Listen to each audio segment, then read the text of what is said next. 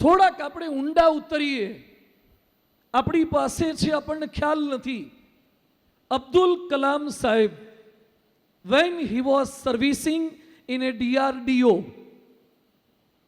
એ વખતે એક મેટલની જરૂર પડી. મેટલનું નામ હતું બેરિલિયમ ડાયફ્રેમો. તપાસ કરી કે ભારતમાં મેટલ છે તો ન મળી.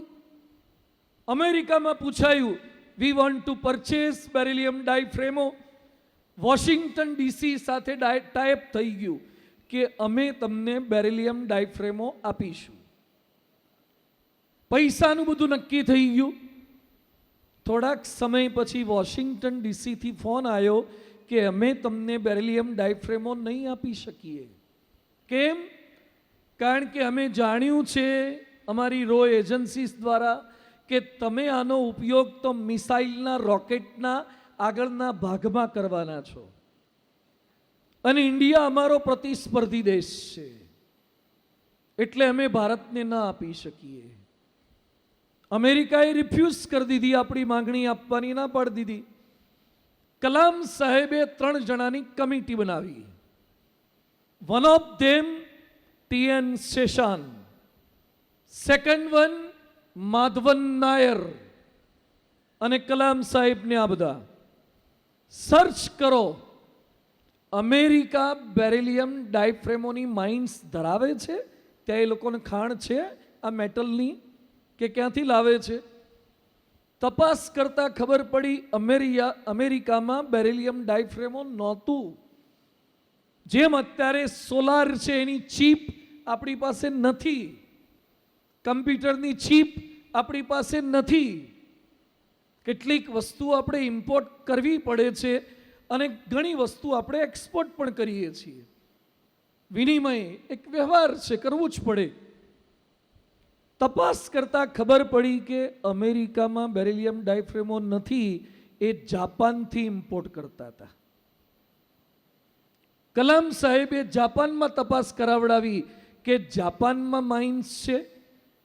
ખબર પડવા ના દે. રેસીપી જેમ કોકો કોલાની રેસીપી એ લોક એન્ડ કીમાં રાખી છે. ખબર ન પડવા દે કે કોકો કોલા કઈ રીતે બનાવે છે. અને જે માર્કેટમાં ફેમસ થઈ ગયા હોય એ પોતાના વડાપાઉં હોય કે પોતાના ચાપડી ઊંધિયા હોય કે ભાજી પાઉં હોય, એના મસાલા કેમ બનાવે છે ખબર ન પડવા દે. એમ જાપાનમાંથી જાણવાનું હતું કે લોકો બેરિલિયમ ક્યાંથી લાવે છે, પણ બહુ તપાસ કરતા ખબર પડી કે જાપાનમાં પણ ખાણ નથી, એ લોકો ઇન્ડિયાથી ઇમ્પોર્ટ કરે છે. ઇન્ડિયાથી રો મટીરિયલ જાપાન જતું હતું. જાપાનવાળા સફાઈ કરીને તૈયાર કરીને અમેરિકાને વેચતા હતા. અમેરિકા એમાંથી સરખું પેકેજિંગને બધું કરી અને જગત જમાદાર બની અને વિશ્વના દેશોને લડાઈ કરતા શીખવાડે. થોડી લોન આપે IMFની, અને પાછા સાધનો આપે, અને પાછી સલાહ સૂચન આપે, જે પહેલેથી એની નીતિ ચાલી આવે છે. હું જાહેરમાં કેટલીક બીટર પણ બેટર વાતો કરું છું. તમને ગલી પછી થાય અને ભારતવાળા ખાલી રાજી થાય એ વાતો કરવામાં મને કોઈ શોખ નથી. અમે BAPSના ભારતના સાધુ છીએ. અમને ખાલી પ્રયાગમાં નાતા નથી આવડતું, પણ બધા સાધુ એવા એટલા લર્નેડ છે કે બીજા દેશના લોકો જે ભારતના વિરોધી છે એને નવડાવતા પણ આવડે છે. એ કરી શકીએ એમ છીએ. આપણી અંદર શક્તિ રહેલી છે, તાકાત રહેલી છે.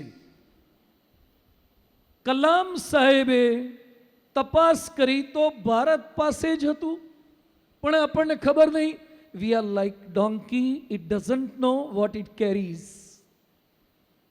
આપણી પાસે જ છે પણ ખબર નથી. રામાયણનો અદ્ભુત પ્રસંગ છે, સાંભળજો બધા. રામાયણ વર્ષોથી સાંભળો છો, રામાયણની સ્ટોરી ખબર છે, પણ રામાયણનો આ પ્રસંગ આજે ઠેર ઠેર હનુમાન દાદાના મંદિરો છે. હનુમાનજીનો શનિવાર ભારતમાં કરોડો લોકો કરતા હશે. અનેક મંદિરોએ હનુમાનજીના દર્શને શનિવારે લાઈન લાગે છે. અને હું તો ત્યાં સુધી કહું છું કે ભારતમાં જેટલા રામના મંદિરો છે, ભગવાન શ્રી રામના, એના કરતાં વધારે હનુમાનજીના મંદિરો છે. પણ એ હનુમાન દાદા જ્યારે સીતાજીના સમાચાર સંપાતી ગીધે આપ્યા કે સીતાજી લંકામાં અશોક વાટિકામાં બેઠા છે, ટેલિસ્કોપિક વિઝન, ઘણા કહે છે સેટેલાઇટથી હવે ખબર પડવા માંડી છે. અમારી પાસે તો સેટેલાઇટ નહોતા તો એ ગીધને ખબર પડતી હતી કે લંકામાં સીતા છે, અશોક વાટિકામાં સીતા છે. શું બાયનોક્યુલર વાપરતા હશે, શું શોધ હશે, શું ટેકનોલોજી હશે. પણ સંપાતી ગીધની ઉંમર થઈ ગઈ હતી, જટાયુના ભાઈ હતા. એણે કીધું મેં ઇન્ફોર્મેશન આપી દીધી છે પણ હું ત્યાં જઈ નહીં શકું. એટલે બધાને વાનરોને ભેગા કર્યા સુગ્રીવે, અને પછી કીધું કે ત્યાં જઈને જાણી આવવાનું છે, સીતાજીને સંદેશ આપવાનો છે કે અમને ખબર પડી ગઈ છે કે તમે અહીંયા છો, રામ લક્ષ્મણ સુગ્રીવની આખી સેના બધી તમારા માટે રેડી છે, અને અમે પ્રયત્ન કરીએ છીએ અને થોડાક સમયમાં તમારા સુધી પહોંચી જઈશું, તમે ચિંતા કરતા નહીં. સંદેશો આપવા કોણ જાય? બધા જ વાનરોને લાઈનમાં બેસાડ્યા હતા. કરોડોની સંખ્યામાં વાનરો હતા. વાંચજો વાલ્મીકી રામાયણ, વાંચજો તુલસી રામાયણ. અને એ વખતે બધા જ વાનરોને જામવાન હતા, એ વડીલ હતા, સિનિયર સિટીઝન. એણે એક એક વાનરોને પૂછ્યું કે આ 100 યોજનનો દરિયો છે એ ઓળંગી અને સીતાજી સુધી સમાચાર આપવાના છે, કોણ જશે? એટલે ગજ નામનો વાનર તો ગજ એ કે મારા 10 યોજન લખો. પેલો ગવય હતો એ કે મારા 20 યોજન લખો. નલ કે મારા 30 યોજન લખો.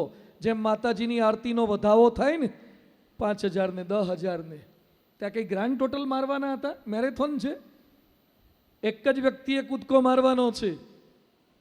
અંગદને પૂછ્યું કે ભાઈ અંગદ, તું તો વાલીનો પુત્ર છે, શક્તિશાળી છે, તું જઈ શકે કે નહીં? અંગદ કે હું 100 યોજનનો દરિયો કૂદી જાઉં પણ રિટર્નનું નક્કી નહીં, કારણ કે મારું ફ્યુલ બધું એમાં જ વપરાઈ જાય. તે રાવણના ત્યાં તેને કે પાર્ટી પ્લોટમાં ત્યાં પાર્ટી કરવા થોડો મોકલવાનો છે, સમાચાર લઈને પાછા આવવાનું જ. આ બધો વાર્તાલાપ ચાલતો હતો ને હનુમાનજી ચૂપ બેઠા હતા. જેમ ક્યાંક લખણી ચાલુ હોય ને આપણે ના લખાવી હોય એટલે કોકની પાછળ હંતાઈને કેવા બેઠા હોય કે જેથી કરીને આપણું મોઢું દેખાઈ ના જાય ભગવત ચરણ સ્વામીને. એટલે એમ કરીને ત્યાં હનુમાનજી બેઠા હતા કે જોઈ ના જાય જામવન. તે જામવને હનુમાનજીને પૂછ્યું કે હનુમાન કિમ ન જલ્પસી? આજે હું વાક્ય બોલું છું વાલ્મીકી રામાયણના છે. મેં 54 પ્રકારના રામાયણ વાંચ્યા છે, ખાલી એક રામાયણ નથી. વાલ્મીકી રામાયણ છે, તુલસી રામાયણ છે, ગિરધરકૃત રામાયણ છે, ચંપુ રામાયણ છે, સેંકડો રામાયણો છે. રામાયણ શતકોટી અપારા, રામાયણ શતકોટી અપારા. અમે સ્વામિનારાયણના સાધુ છીએ, પણ પ્રમુખ સ્વામી મહારાજે અને ભગવાન સ્વામિનારાયણે અમને શીખવાડ્યું છે કે દુનિયામાં જે કંઈ સારું છે એ મારું છે. Whatever fine is mine, not mine is fine. ઝઘડા માત્ર માઇન ઇઝ ફાઇન ના છે. આનો ભદ્રા ક્રતોયંતુ વિશ્વતઃ, સમગ્ર વિશ્વમાંથી જેટલા શુભ વિચારો છે એ આપણને પ્રાપ્ત થવા જોઈએ. અને વાંચો સનાતનના શાસ્ત્રો, તમે સનાતનના ધર્મગ્રંથો વાંચો. આ રામાયણમાં હનુમાનજી ચૂપ બેઠા હતા અને એ સમયે જામવન કહે છે હનુમાન કિમ ન જલ્પસી, કેમ બોલતા નથી? કિમ તૃષ્ણિમ બભુવ, કેમ એકદમ શાંત બેઠા છો? એ વખતે હનુમાનજી કહે છે કે સોરી, મારાથી નહીં થાય, પાસ. હનુમાનજીએ ના પાડી, દરિયો ઓળંગવાની ના પાડી. હનુમાનજી કે હું ના કરી શકું. એટલે જામવન યાદ કરાવે છે કે હનુમાન તું કોણ છે યાદ તો કર. બાળપણમાં તે ઇન્દ્ર ચંદ્રને હરાવેલા. તું સૂર્યને ઘોડિયામાંથી ગળી જવા માટે કૂદકો મારતો હતો. તું પૂંછડીના છેડે બાંધીને અનેક લોકોને તો ફગાવી દે. તું રુદ્રનો અવતાર છે. તારે તરવાનું ન હોય, તું તો પવનનો દીકરો છે, તારે ઉડવાનું હોય. તું પવન સૂત છે. હનુમાનજીમાં શક્તિ હતી, પણ એ શક્તિને એનલાઇટ કરવાની હતી. એનલાઇટન ઇન્ડિયા શક્તિ હતી. પણ જામવને શું કીધું? જામવન કે યાદ કર, તારો જન્મ શેના માટે થયો છે? અને તુલસીદાસજીની પ્રસિદ્ધ ચોપાઈ હું બોલું છું, બધા યાદ રાખજો. જ્યારે હનુમાનજીને ખબર પડી રામ કાજ લગી તવ અવતારા, રામ કાજ લગી તવ અવતારા, તારો જન્મ જ રામનું કામ કરવા થયો છે. હનુમાનજીને રિયલાઇઝ થયું. અને પછી બીજી ચોપાઈમાં લખ્યું છે, રામ કાજ લગી તવ અવતારા, સુનત હી ભયવું પર્વત આકારા. જ્યારે ખબર પડી ને હનુમાનજી પર્વત જેવડા વિશાળકાય થઈ ગયા. રામચરિત માનસ કહે છે કે આપણે પણ હનુમાન છીએ જ. આપણામાં ક્ષમતા, કેપેસિટી, એબિલિટી, એફિશિયન્સી, એનર્જી બધું જ છે જ. એને પ્રગટાવનાર કોઈ જોઈએ.